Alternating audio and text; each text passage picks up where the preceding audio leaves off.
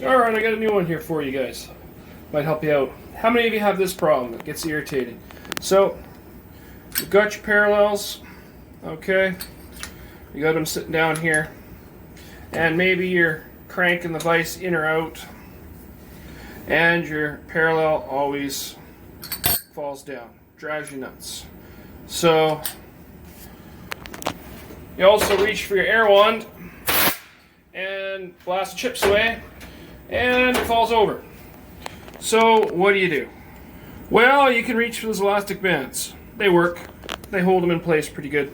But elastic bands aren't cheap on a school budget, and coolant doesn't like them, eats them away. So a friend of mine a few years ago showed me this little trick, which kind of works. For me, not so much, but for him it works great.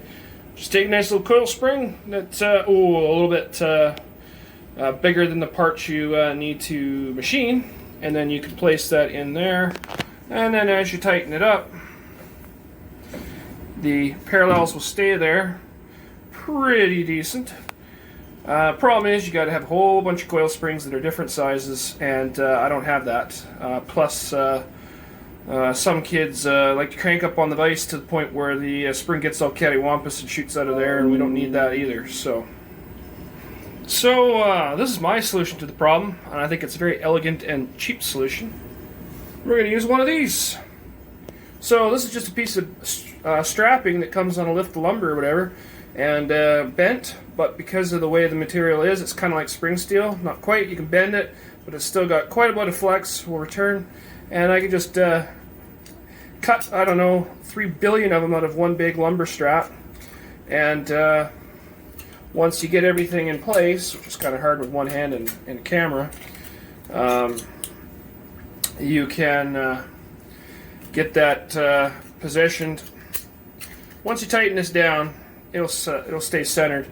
And yeah, you crank it down, holds the parallels in place, they don't move on you. If you want to get really creative, you know, you can bend the ends here parallel with the chuck or the jaws and the parallels and all that. But these things are basically throwaway, and you know, you can make them any size you want, any thickness you want.